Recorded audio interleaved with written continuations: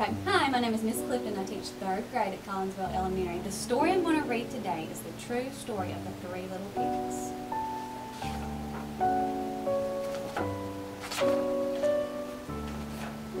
Everybody knows the story of the 3 little pigs, or at least they think they do. But I'll let you in on a little secret. Nobody knows the real story because nobody has ever heard my side of the story. I'm the wolf, Alex T. Wolf. You can call me Al.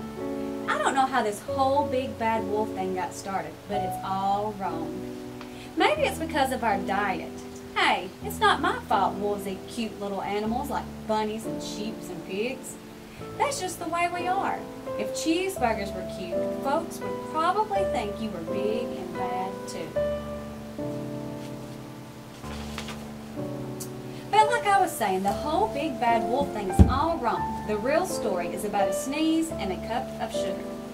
This is the real story.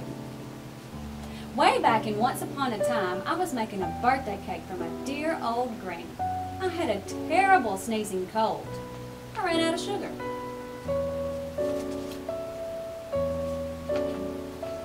So I walked down the street to ask my neighbor for a cup of sugar. Now this neighbor was a pig, and he wasn't too bright either. He had built his whole house out of straw. Can you believe it? I mean, who in his right mind would build a house out of straw? So of course, the minute I knocked on the door, it fell right in. I didn't want to just walk into someone else's house, so I called, Little Pig, are you in? No answer. I was just about to go home without the cup of sugar for my dear old granny's birthday cake. That's when my nose started to itch. I felt a sneeze coming on. Well, I huffed and I snuffed. And I sneezed a great sneeze. And you know what? That whole straw house fell down, and right in the middle of the pile of straw was the first little pig, dead as a doornail. He had been home the whole time.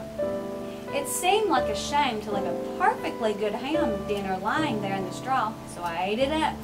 Think of it as a big cheeseburger just lying there.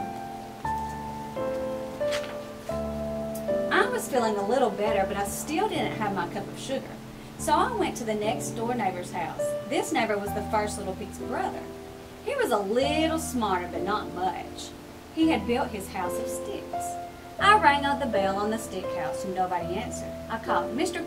Pig, are you in? He yelled back, go away, Wolf, you can't come in. I'm shaving the hairs on my chinny chin chin.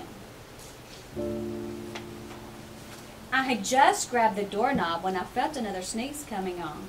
I huffed and I snuffed and I tried to cover my mouth, but I sneezed a great sneeze. And you're not going to believe it, but this guy's house fell down just like his brother's. When the dust cleared, there was the second little pig, dead as a doornail, Wolf's honor. Now you know food will spoil if you just leave it out in the open, so I did the only thing there was to do. I had dinner again. Think of it as a second helping.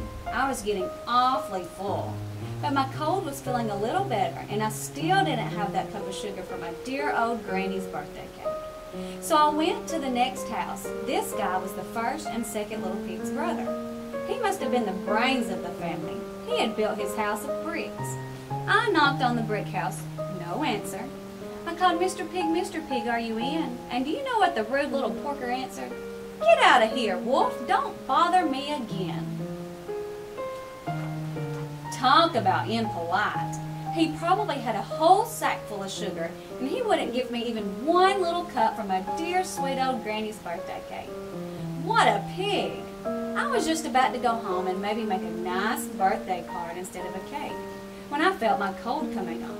I huffed and I snuffed and I sneezed once again. Then the third little pig yelled, and your old granny can sit on a pin. Now, I'm usually a pretty calm fellow, but when somebody talks about my granny like that, I'll go a little crazy. When the cops drove up, of course, I was trying to break down this pig's door. And the whole time I was huffing and puffing and sneezing and making a real scene. The rest, as they say, is history. The news reporters found out about 2 pigs I had for dinner. They figured a sick guy going to borrow a cup of sugar didn't sound very exciting. So they jazzed up the story with all that huff and puff and blow your house down. And they made me the big bad wolf. That's it. That's the real story. I was framed. So a good activity that could go along with this is you can compare, tell how the 3 little pigs, the original story is alike, and contrast how they are different.